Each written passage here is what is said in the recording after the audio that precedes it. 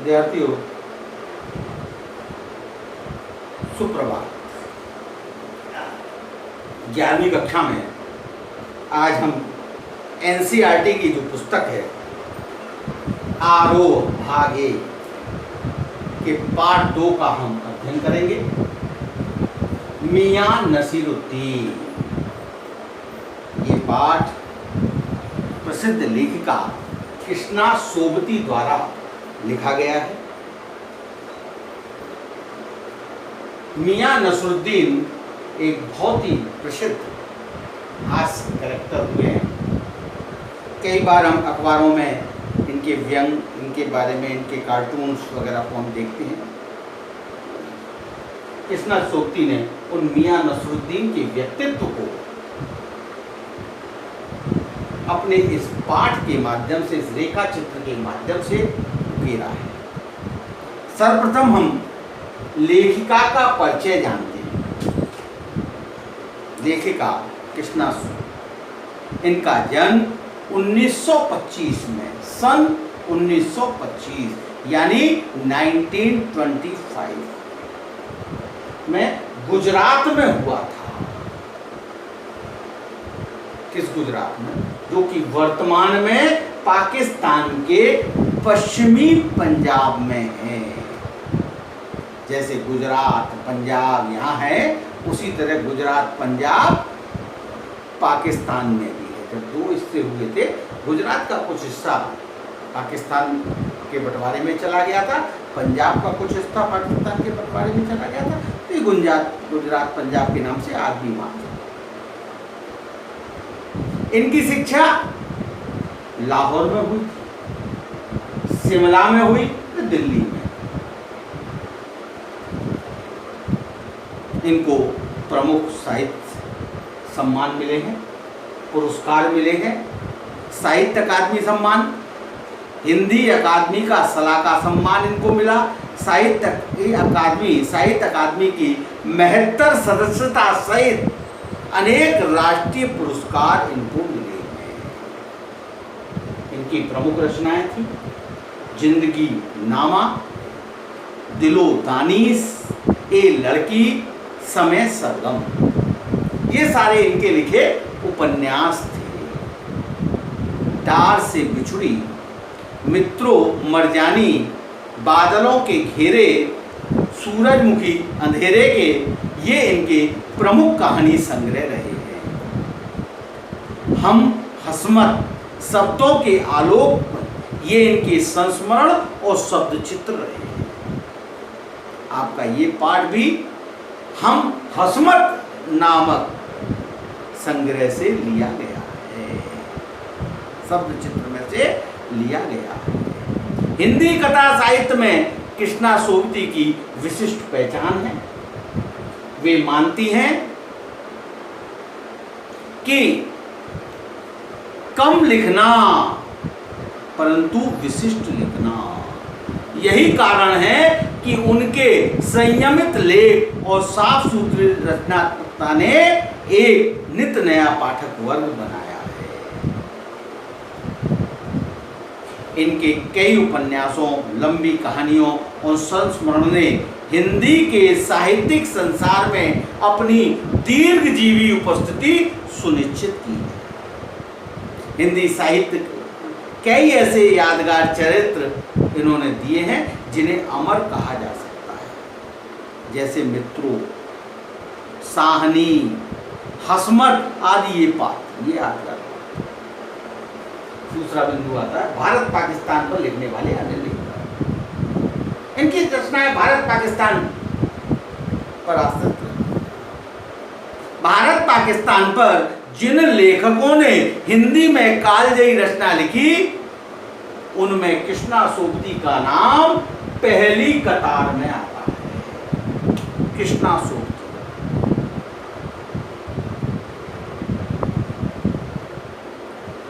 यशपाल के झूठा सच, राही मासूम राजा के आधा गांव और भीष्म सानी के तमस के साथ साथ कृष्णा सोबती का जिंदगी नामा इस प्रसंग में एक विशिष्ट उपलब्धि मानी है। यानी यशपाल ने भी भारत पाकिस्तान फिल्म, राही मासूम रजा ने आधा गांव और 20 पानी का तमाश, ये भी भारत पाकिस्तान पर आधारित रचनाएं।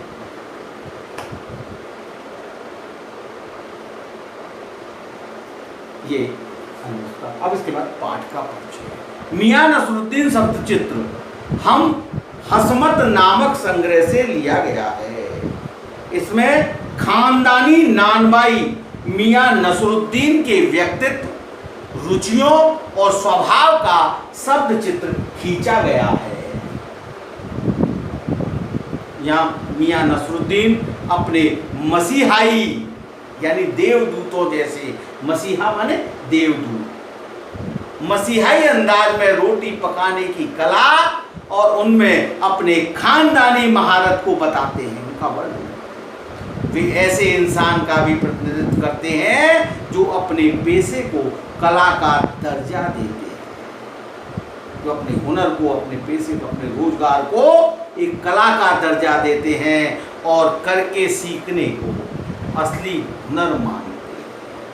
किसी चीज को करके सीखना, इसको वो असली हुनर मानते हैं।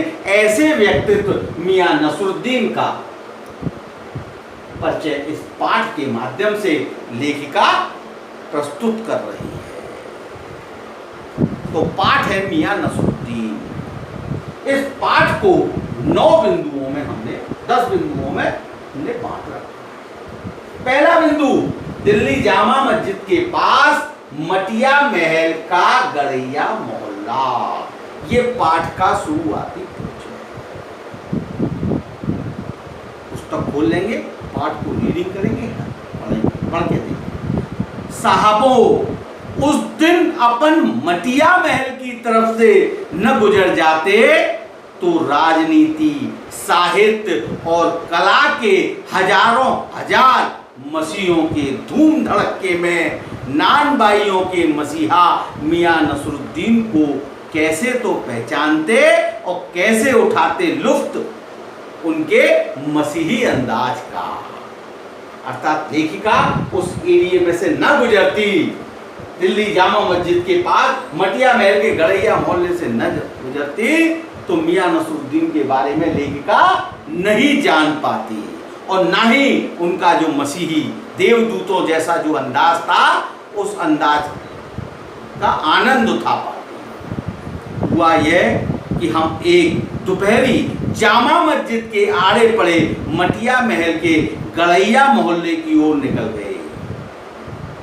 एक निहायत मामूली अंधेरी सी दुकान पर पटापट आटे का ढेर सनते देख ठिठके।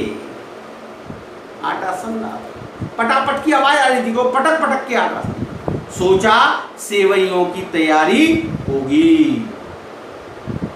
लेखिका ने अपने आप सोच दिया कि सेवइयों की तैयारी होगी, पर पूछने पर मालूम हुआ खानदानी नानबाई मियां नसरुद्दीन की दुकान पर खड़े हैं। किसी से पूछा तो जानकारी हुई कि हम लेखिका जो खड़ी है वो कहाँ खड़ी है?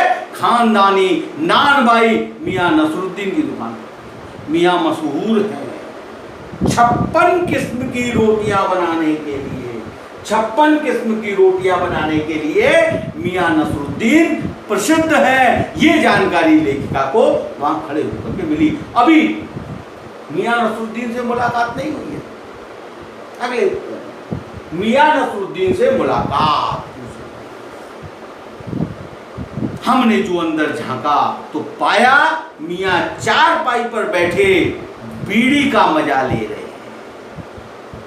मौसमों की मार से पका चेहरा, ये उसका व्यक्तित्व, पका चेहरा, परपक्वता दिखाई दे, प्रौढ़ता दिखाई देती है चेहरे। आंखों में काइयां, भूलापन और पेशानी पर मजे हुए कारीगर के तेवर। आंखों में धूर्तता परंतु भूलापन, धूर्तता के साथ भूलापन की झलक दिखाई देती। माथे पर तौरी चढ़ी हुई थी। इस प्रकार के तेवर थे कि जैसे कोई मजा हुआ कलाकार बैठा हो। हमें गाहक समझ मियां ने नजर उठाई। फरमाइए, नजर उठा करके कहा फरमाइए। झिझक से कहा आपसे कुछ एक सवाल पूछने थे, आपको वक्त हो तो, अगर आपको वक्त हो तो हमें आपसे एक सवाल पूछना, कुछ सवाल पूछने हैं। ये बात लेखिका ने, मियां नसरुद्दीन ने पंचहजारी अंदाज में सिर हिलाया। पंचहजारी अंदाज यानी 5000 सैनिकों का अधिकारी जिस गर्व के साथ सिर हिलाता है कि उसके पास 5000 सैनिकों का बल होता है।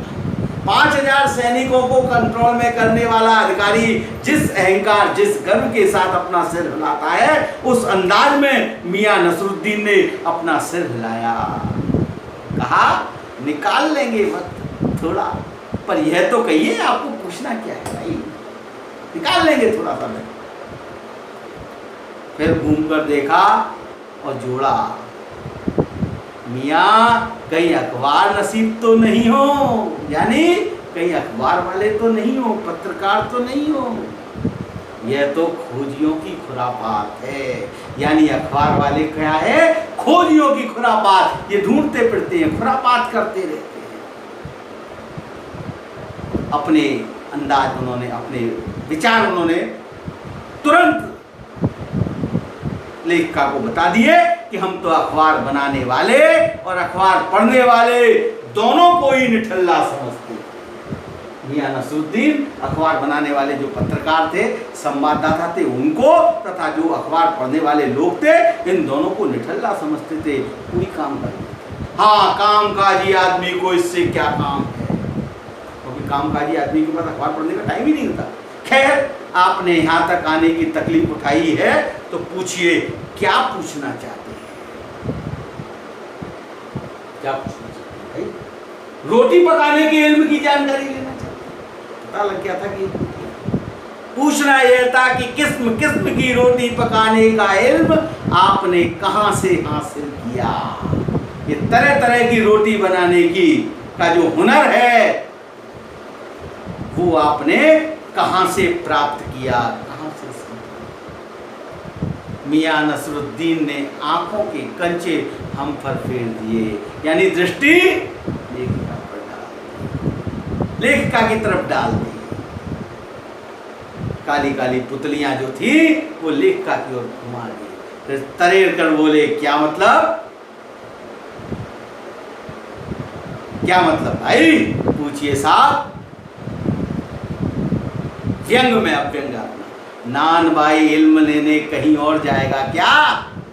क्या नान भाई यानी रोटी पकाने वाला इल्म लेने कहीं और जाएगा क्या? नगीना साज के पास जाएगा, यानी नगीना गढ़ने वाले, नगीना लगाने वाले, अंगूठी वगैरह जेवरातों पर जो नगीना लगाते हैं उनको नगीना साज बोलते, क्या उनके पास जाएगा? क्या आईना साज के पास जाएगा? आईना बनाने वाले, शीशे दर्पण का काम करने वाले उनके पास। क्या मीना साज के पास जाएगा? मीना लगाया जाता है ज्वेलरीज में, अंगूठियों में, तोड़ियों वगैरह में, उस मीना लगाने वाले कलाकार के पास जाएगा? या रफूगर, रंगरेज या तेली तमोली से सीखने जाएगा? नान भाई का काम क्या व्यक्ति कोई रफू करने वाले से, क्या कपड़े रंगने वाले से, या तेली तमोली यानी तेल निकालने वाला, कोलू चलाने वाला, तेल बेचने वाला, या तमोली यानी पान बेचने वाला, पान लगाने वाले से सीखने जाएगा? सीधा सीधा मतलब था कि नान भाई तो नान भाई से ही सीखेगा भाई। क्या फरमा दिया साहब, क्या कह दिया साहब आपने? यह तो हमारा खानदानी पेशा ठहरा, ये हमारा खानदानी धंधा है, ये हमारा खानदानी काम है। हाँ, इल्म की बात पूछिए तो जो कुछ भी सीखा अपने वालिद उस्ताद से सीखा। इल्म की बात सीखिए, कलाकारी की बात पूछिए तो हमने जो कुछ भी सीखा है वो अपने वालिद यानी पिताजी से सीखा है। इस हुनर के हमारे जो गुरु हैं, उस्ताद हैं, वो कौन है? वो हमारे पिताजी थे। मतलब ये कि हम घर से न निकले कि कोई पैसा, हम घर से इसलिए नहीं निकले कि कोई और धंधा, कोई और पैसा, कोई और रोजगार हम कर लें, इसलिए हम घर से निकले ही नहीं। हमने घर में ही रह करके जो बाप दादा का हुनर था वही उनसे पाया, वालिद मरहूम के उठ जाने पर आ बैठे उन्हीं के तीर। जब पिताजी स्वर्ग को सिधार गए, मरहूम यानी मर गए, समाप्त, जीवन लीला उनकी समाप्त हो गई, उनकी मृत्यु के बाद हम उन्हीं के स्थान पर आकर के बैठ गए और उन्हीं के इस परंपरा को संभालने लगे। आपके वाले अब नसरुद्दीन अपने खानदान का परिचय देते हैं। नसरुद्दीन का खानदानी परिचय, चौथा बिंदु। मियां नसरुद्दीन की आंखें लम्हा भर को किसी भट्टी में गुम हो गई, शून्य में खो गई। अपने खानदान लगा गहरी सोच में हो, जैसे फिर से लहराया, क्या आंखों के आगे चेहरा जिंदा हो गया। हाँ, हमारे वालिद साहब मशहूर थे। हाँ, हमारे पिता जो थे वो मशहूर थे। उनका नाम था मियां बरकत शाही नानबाई, गड़ैया वाले के नाम से। किस नाम से मशहूर थे? मियां बरकत शाही नानबाई, गड़ैया वाले के नाम से। और उनके वालिद यानी हमारे दादा साहब, यानी हमारे पिता के भी पिता, हमारे पिता मियां नसरुद्दीन के पिता कौन थे? मियां बरकत शाही नानबाई, गड़ैया वाले। मियां नसरुद्दीन के दादा कौन थे, यानी पिता के पिता कौन थे? उनके वालिद यानी कि हमारे दादा साहिब थे आला नानबाई मियां कल्लन। आला माने एक नंबर के, अव्वल नानबाई, टॉप के नानबाई थे। कौन थे? मियां कल्लन। मियां कल्लन। आपको इन दोनों में से किस किस की भी कोई नसीहत याद हो? बजा फरमाया। नसीहत काहे की मियां? काम करने से आता है, नसीहतों से नहीं। काहे की नसीहत? काहे कोई नसीहत याद नहीं, क्योंकि काम करने से आता है, नसीहतों से नहीं आता। बजा फरमाया। देखा ने कहा हम ठीक कहा, पर यह तो बताइए कि जब आप, हमने भट्टी की ओर इशारा किया, जब आप इस काम पर लगे तो वालिद साहिब ने सीख के तौर पर कुछ तो कहा होगा। नसरुद्दीन साहब ने जल्दी जल्दी 2-3 कस बीड़ी के खींचे, फिर गला साफ किया और बड़े अंदाज से बोले, अगर आपको कुछ कहलवाना ही है तो बताई दिए देते हैं। आप जानो, जब बच्चा उस्ताद के यहाँ पढ़ने बैठता है तो उस्ताद कहता है, उस्ताद माने गुरु, कहता है कि अलिफ, बच्चा कहता है अलिफ। कह बे, बच्चा कहता है बे। कह जीम, बच्चा कहता है जीम। अलिफ, बे, जीम, ये क्या है? ये उर्दू की वर्णमाला है। जैसे अंग्रेजी में ABCD होती है, जैसे हिंदी की वर्णमाला में आ ई ई होता है, ऐसे ही उर्दू में अलिफ, बे, ते, जीम, ये। तो यहां इसका होता है तो बच्चा कहता है जीम, इस बीच उस्ताद जोर का एक हाथ सिर पर धरता है। ये पढ़ाते हुए जब उस्ताद जोर से सिर पर हाथ धरता है और शागिर्द चुपचाप परवान करता है, मतलब उसको याद करता है, उसको रटता है। समझे साहेब? एक तो पढ़ाई ऐसी, और दूसरी बात बीच में ही छोड़ सामने से गुजरते मीर साहब को आवाज दे डाली, कहो भाई मीर साहब, सुबह नहाना हुआ? पर क्यों? मीर साहब ने सिर हिलाया, मियां अभी लौट के आते हैं तो बतावेंगे। बात का क्रम टूट गया। हुनर की पढ़ाई व अन्य पढ़ाई का अब यहां पर वो अंतर बताते हैं। खानदानी परिचय देने के बाद अब वो हुनर की पढ़ाई व अन्य पढ़ाई की तुलना यहां पर ले। मियां नसरुद्दीन, आप दूसरी पढ़ाई की बाबत कुछ कह रहे थे ना? पहली पढ़ाई कौन सी हो गई? हुनर की, जो उन्होंने अपने वालिद से। दूसरी पढ़ाई कौन सी हो गई? अलिफ बे ते जीम वाली, पढ़ने वाली स्कूली शिक्षा। आप दूसरी पढ़ाई की बाबत कुछ कह रहे थे ना? इस बार मियां नसरुद्दीन ने यूं से हिलाया कि सुकरात हो, सुकरात बड़े दार्शनिकों की तरह हो। हाँ, एक दूसरी पढ़ाई भी होती है। सुनिए, अगर बच्चे को भेजा मदरसे तो बच्चा, मदरसे माने स्कूल, विद्यालय, तो बच्चा न कच्ची में बैठा न बैठा वह पक्की में। पहले कच्ची पक्की होती थी, अब नर्सरी, LKG, UKG।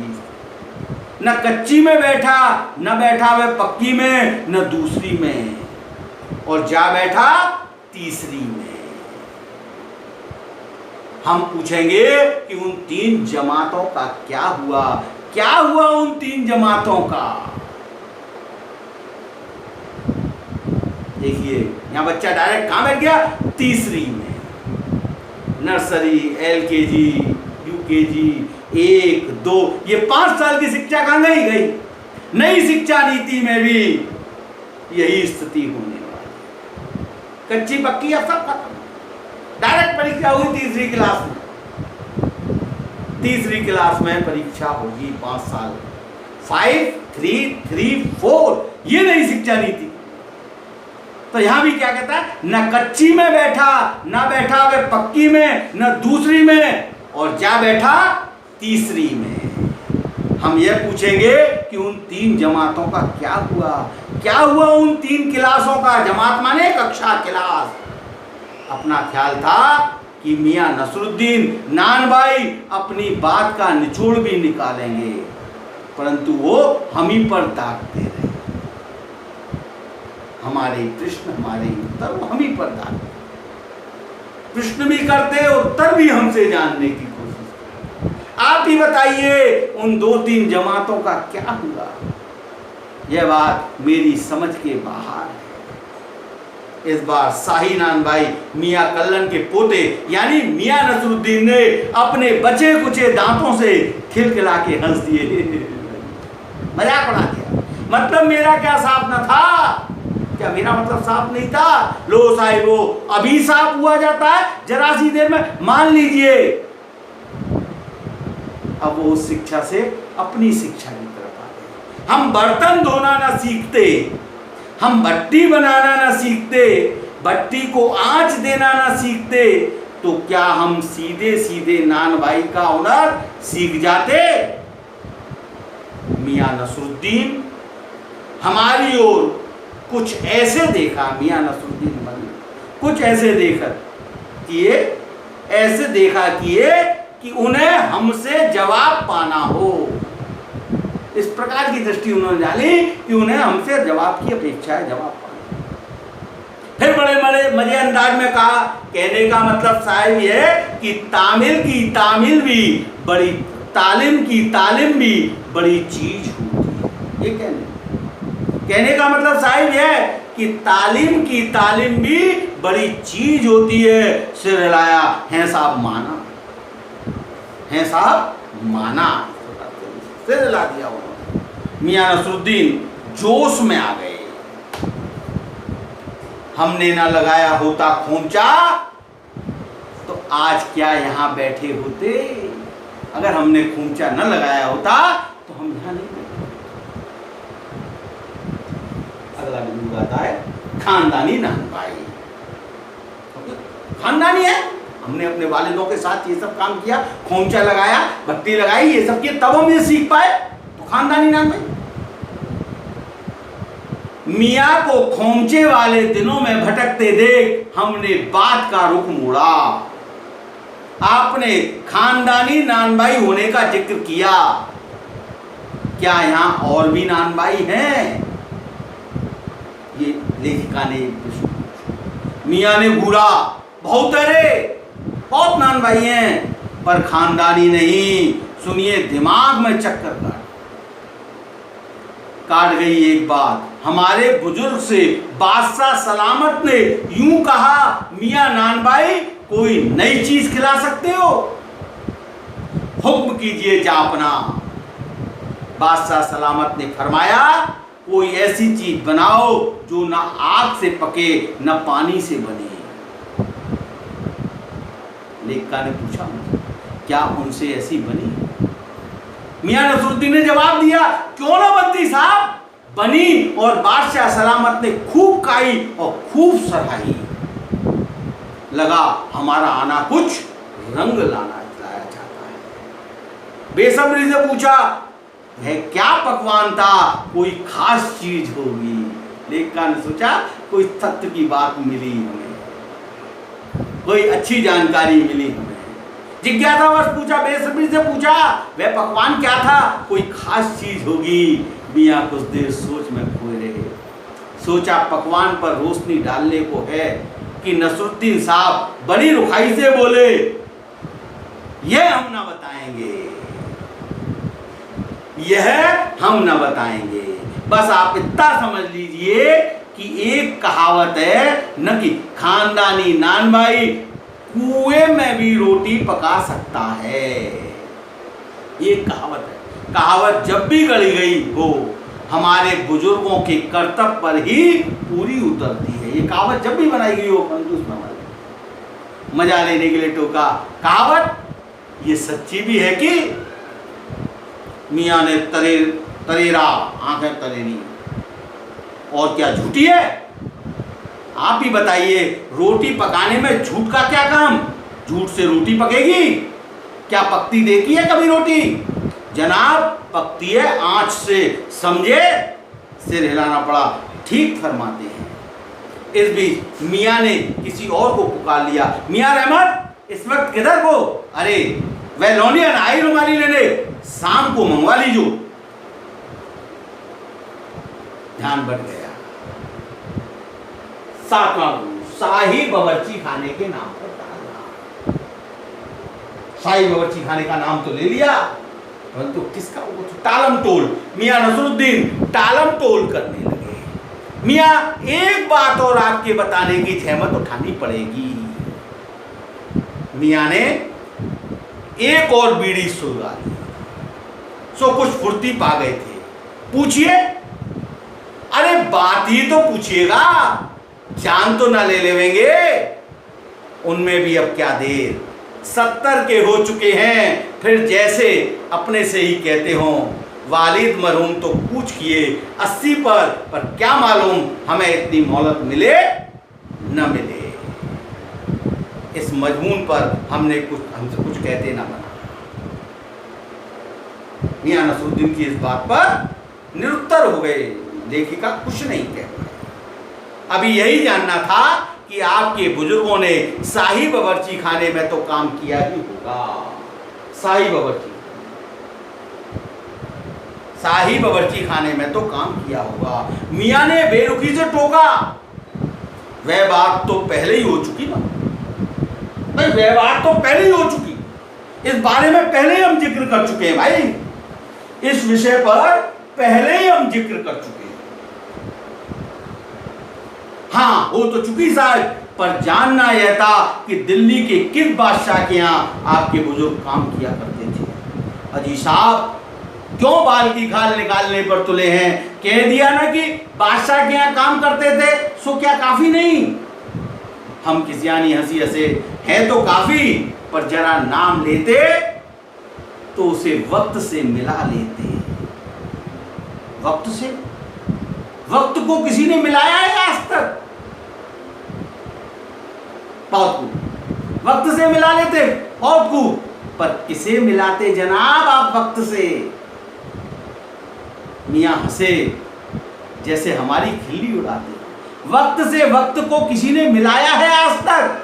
खैर पूछिए, किसका नाम जानना चाहते हैं? दिल्ली के बादशाह का ही ना, दिल्ली के बादशाह का ही ना। उनका नाम कौन नहीं जानता? जहां पना बादशाह सलामती ना। कौन से? लेखिका ने कहा, कौन से? बहादुर शाह जफर के। मियाँ ने खींच कर कहा, फिर उलट पलट कर वही बात, लिख लीजिए बस यही नाम। आपको कौन बादशाह के नाम चिट्ठी रुक्का भेजना है कि डाक खाने वालों के लिए सही नाम पता ही जरूरी है? कौन सा? टाल दिया है मियाँ ने। किस तरह से बादशाह सलामत का नाम उन्होंने हमसे ही निकलवाया और टालम टोल कर दिया। तो कारीगरों का परिचय हमें बिटर बिटर अपनी तरफ देखते पाया तो सिर हिला अपने कारीगरों से बोले, अरे ओ बब्बन मियाँ, भट्टी सुलगा दो तो दो काम निपटा दें। ये बब्बन मियाँ कौन है भाई साहब? ये बब्बन मियाँ कौन है साहब? लेखिका ने पूछा उनसे। मियाँ ने रुखाई से जैसे फांकी काट दी हो अपने कारीगर, और कौन होंगे? मन में आया पूछ लें आपके बेटे बेटियां हैं, पर मियाँ नसरुद्दीन के चेहरे पर किसी दबे हुए अंधड़ के आसार देखकर मजमून न छेड़ने का फैसला किया। दुखती रग पर हाथ नहीं रखा, उनके बच्चे बेटियों के बारे में न पूछा, इतना ही कहा, ये कारीगर लोग आपकी शागिर्दी करते हैं, यानी आपके शिष्य हैं। खाली शागिर्दी ही नहीं साहब, गिन के मजदूरी देता हूं।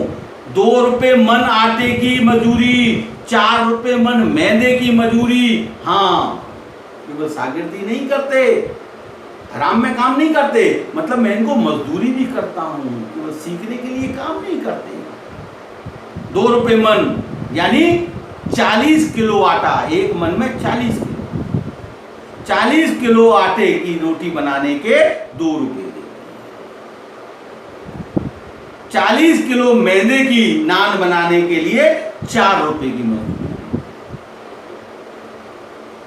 रोटियों के नाम, कौन कौन सी रोटियां होती, ज्यादातर भट्टी पर कौन सी रोटियां पका करती है, ये लेखिका ने पूछा। मियाँ को अब तक इस मजमून में कोई दिलचस्पी बाकी नहीं रही। मियाँ बोर हो चुके थे, अब कोई इंटरेस्ट नहीं था उनका इस बारे में बात करने का। फिर भी लेखिका से छुटकारा पाने के लिए बोले, बाकर खानी, सीरमाल, ताफ्तान, बेसनी, खमीरी, रुमाली, गाव, दीदा, गाजेबान, तुनकी, ये रोटियों के नाम हैं। फिर तेवर चढ़ा, हमें घूर कर कहा, तुनकी पापड़ से भी ज्यादा महीन होती है, महीन। हाँ, किसी दिन खिलाएंगे आपको। प्रकार रोटियों का परिचय उन्होंने दे दिया। इसके बाद में बीते वक्त को याद करके निराश होना। एकाएक मियाँ की आंखों के आगे कुछ कौंध गया, एक लंबी सांस भरी और किसी गुमशुदा याद को ताजा करने को कहा। उतर गए वे जमाने और गए वे कद्रदान, जो पकाने खाने की कद्र करना जानते थे। मियाँ अब क्या रखा है, निकाली तंदूरी से निकली और हजम, अब कोई नहीं, अब कोई कलाकारी नहीं है। तंदूरी में डाली, कटा दी, पक्की सेकी, खाई, खत्म। आज कोई इस कलाकारी का कद्रदान नहीं है। आज ये सब, ये जो कलाकारी है ये लुप्त हो चुकी है। नान भाइयों का काम आज लुप्त हो चुका है। आज तो फास्ट फूड का जमाना है, बर्गर, पिज्जा, इनका जमाना है। अब इस प्रकार की रोटियों के जमाने, तरह तरह की रोटियां, इस तरह से इस पाठ की आपने रीडिंग की। इसमें कुछ कठिन शब्द भी साथ के साथ क्लियर किए हैं।